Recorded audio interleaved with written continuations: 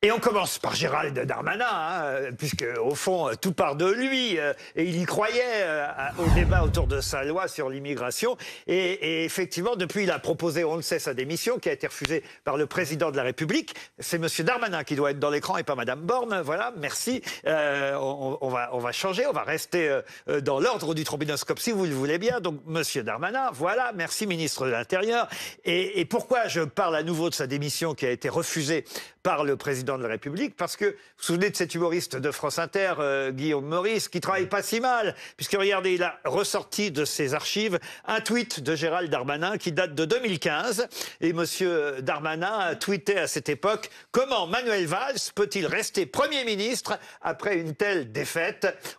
On est toujours piégé par les archives, Alain Duhamel. On écrit toujours une bêtise dans sa vie, hein, ça... Et en même temps, il est cohérent. Ouais. Il a déposé sa démission.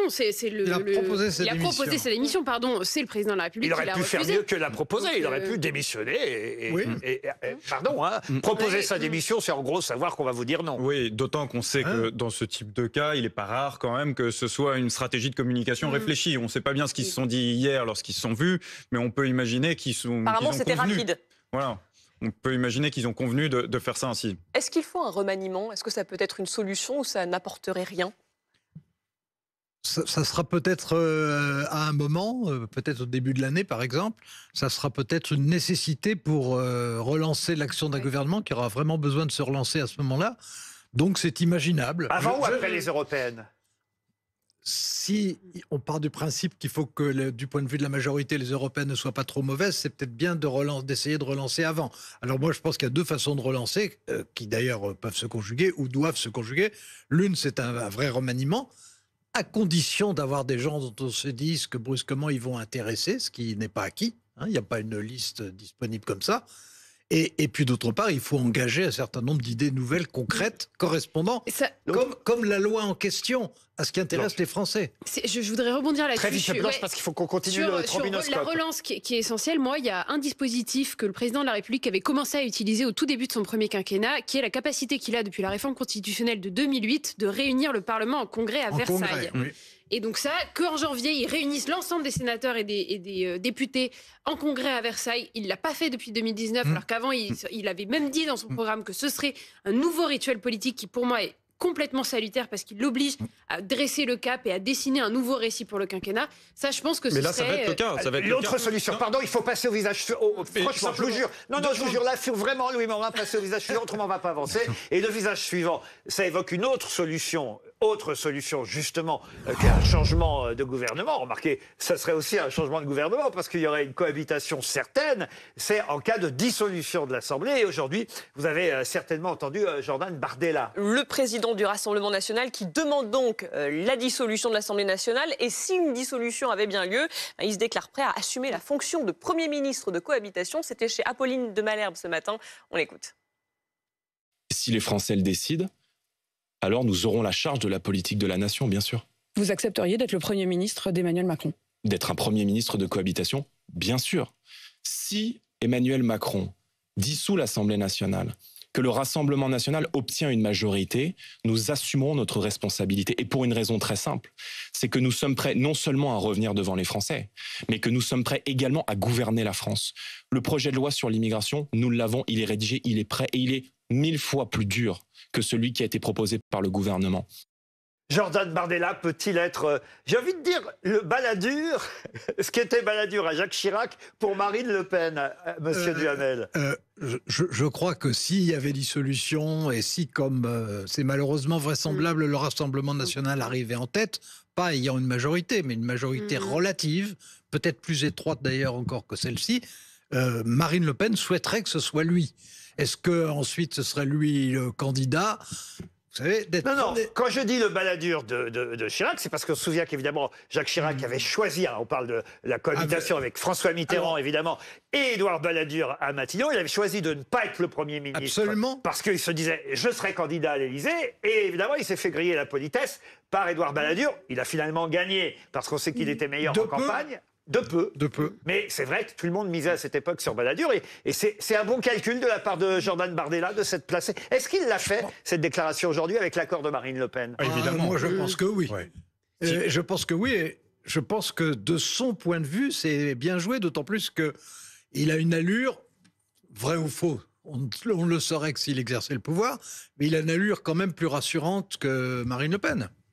Donc ça pourrait être un danger pour Marine Le Pen s'il devenait Premier ministre. On ne peut pas l'exclure. Et justement, c'est là où c'est intéressant. C'est-à-dire que puisqu'il a pris cette parole avec l'accord, l'assentiment de Marine Le Pen, et que ce serait potentiellement un danger si jamais ça se produisait réellement, c'est finalement la preuve que Marine Le Pen n'y croit pas du tout, et qu'au contraire, le fait de faire cet acte de candidature, finalement, rend les choses encore plus improbables. De toute façon, il n'y aura pas de dissolution de l'Assemblée. C'est exclu, Alain Duhamel?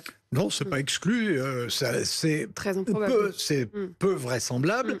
Il n'y aurait pas beaucoup de bénéficiaires en dehors du Rassemblement national. Cela dit, avec le système de la Ve République, dans une période de crise économique, de crise internationale, si à un moment il y a, comme ça arrive en France, de très fortes oppositions, de grands clivages, des manifestations, un sujet qui clive terriblement, il y a un moment où, quand il n'y a pas d'autres armes, on dissout. Dernier visage. C'est la démocratie. Dernier visage pour aujourd'hui de notre trombinoscope, toujours sur ce sujet, mais on en parlera de toute façon jusqu'à 21h et Bruno Retailleau va nous rejoindre dans un instant. Le dernier visage est féminin, c'est Delphine Batho. Oui, on en parlait tout à l'heure. Delphine Batho, qui est la seule députée du groupe écologiste à l'Assemblée à avoir voté lundi contre la motion de rejet du projet de loi immigration. Elle pointe les conséquences du rejet de ce texte. Voilà ce qu'elle dit. Les Républicains et le Rassemblement national ont clairement dit qu'ils votaient pour la motion de rejet pour revenir au texte du Sénat, qui supprime notamment l'aide médicale d'État, qui remet en cause le droit du sol. Elle savait donc que la motion de rejet entraînerait un durcissement du texte et c'est pour ça qu'elle n'a pas voté pour. Et là, je me tourne vers vous, Gérard Miller, parce qu'elle a raison quand même, Delphine Batho, quand elle dit que des personnes puissent ou non être soignés, que des enfants nés en France soient ou non français, ça compte. Il y a une limite aux manœuvres parlementaires, celle des conséquences pour la vie réelle des gens. Faire payer à nos compatriotes immigrés l'addition de votes incompatibles est inconséquent. Voilà ce qu'elle dit, Delphine Batho, et elle n'a pas tout à fait tort. C'est-à-dire qu'à cause de cette loi rejetée par la NUPES, elle est la seule à pas... Elle a une singularité incroyable. Écoutez, Julia Hamet l'a rappelé, elle a dit, la suppression de l'aide médicale d'État, ça va être fait, alors que c'est pas ce que vous souhaitiez.